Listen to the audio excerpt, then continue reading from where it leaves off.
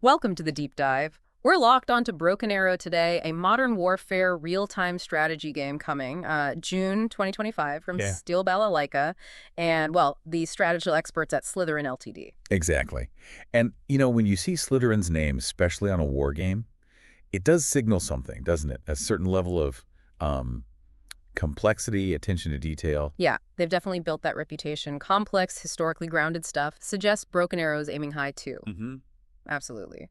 So, the mission for this deep dive, get you a solid understanding of Broken Arrow.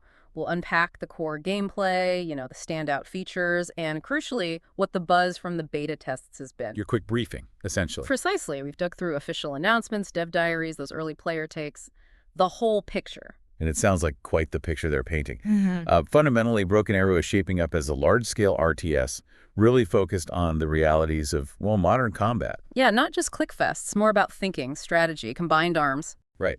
And you've got the two main sides, American and Russian forces. But here's where it gets interesting, I think. Each side has 5 unique sub-factions. Sub-factions, like what? Well, think Marines, armored divisions, Hmm. airborne troops, each with its own sort of unique feel and focus. I mean, picking U.S. or Russia is just the start. Ah, okay. So that really shapes your strategy from the get-go, forces you into different approaches depending on whether you pick, say, airborne over armor. Exactly. It's more than just slightly different tanks. It's about distinct strategic identities. And how are they bringing all those different military bits together? Land, sea, air. Well, that's the combined arms focus. It's not just tank on tank. You're looking at coordinating everything. Imagine using paratroopers for a quick objective grab, Okay. then maybe using helicopters for rapid reinforcement, or even spec ops sneaking behind lines. They can even laser designate targets for airstrikes. Laser does. Okay, so coordinating air power is key. Sounds very dynamic. It really points toward that, yeah. And the battlefields themselves, they're based on real places, industrial ports, cities. Not just generic maps, then. No, and that matters tactically. Yeah. Creates real chances for ambushes, flanking, using the actual environment. Right. Using that terrain makes sense. Definitely. Modern combat is heavily about terrain, Yeah. and they seem serious about it. I saw in a dev diary that they're even modeling things like whether a vehicle is wheeled or tracked. Really? How does that affect things? Well, it impacts speed, acceleration, even if it can, cross rivers.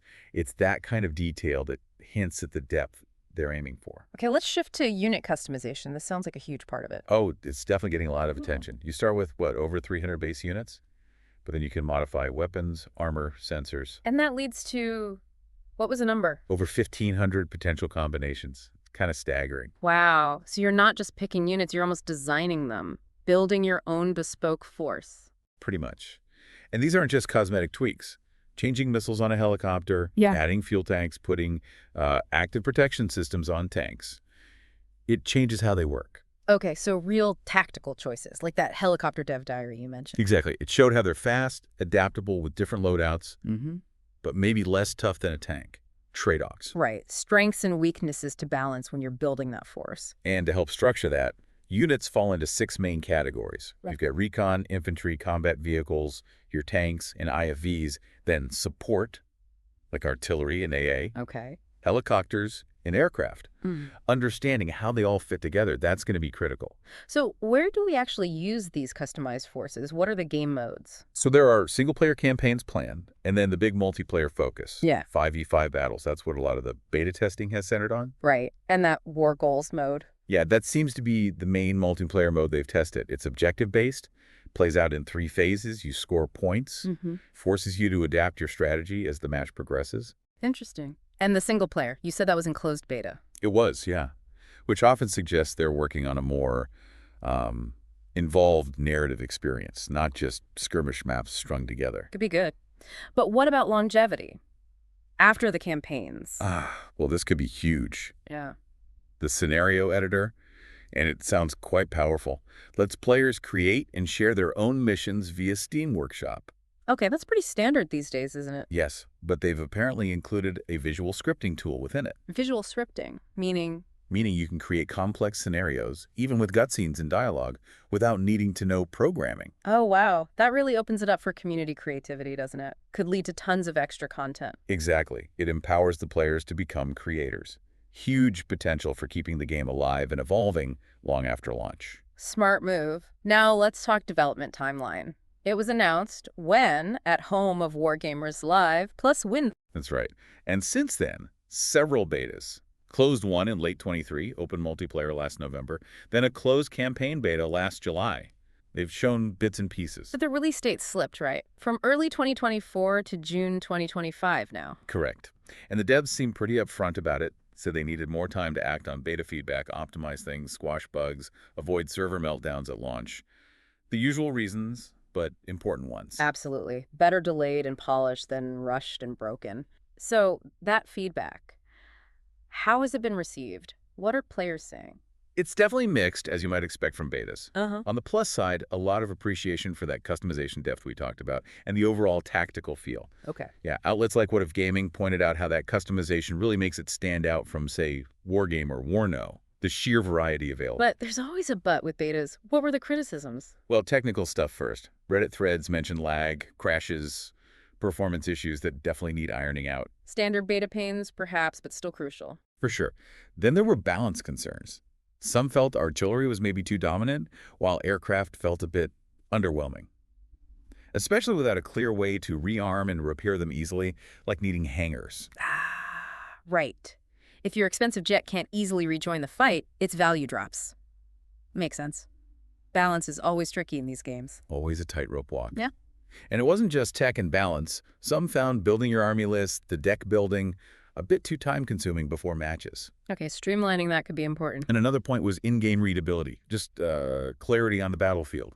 Seeing what's what, understanding threats quickly. That's vital in an RTS. Yeah, if you can't tell what's happening, strategy goes out the window. Any other specific points?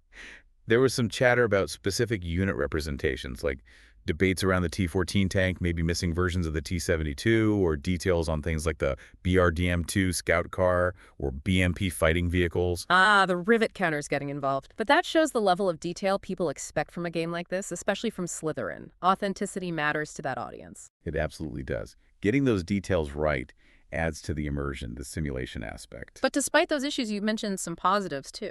Yeah, definitely. Even players acknowledging the issues often praise the core ideas.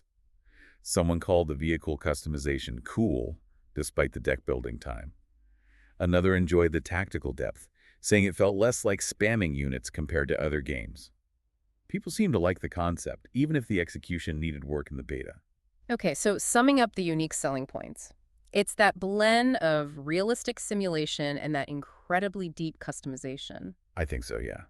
Plus the large-scale integration of land, sea, and air forces working together. Right, that combined arms aspect feels central, and the sub-factions adding another layer to that. And definitely don't forget that scenario editor, especially with the visual scripting.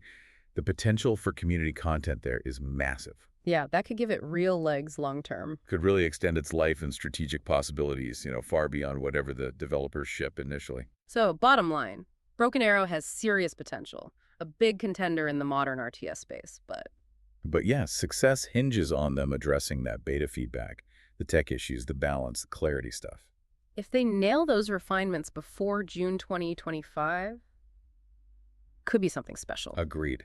The foundation looks strong. The next year or so of development is key. Seeing how they respond to that player input. Definitely. And just to leave you thinking, with that scenario editor, imagine the possibilities. What crazy, unique, challenging battles could the community cook up? How could that user-generated stuff push the game in directions we haven't even thought of? It's a really exciting prospect, isn't it? The creativity of players unleashed. It is something we'll absolutely be watching. Thanks for taking this deep dive with us today.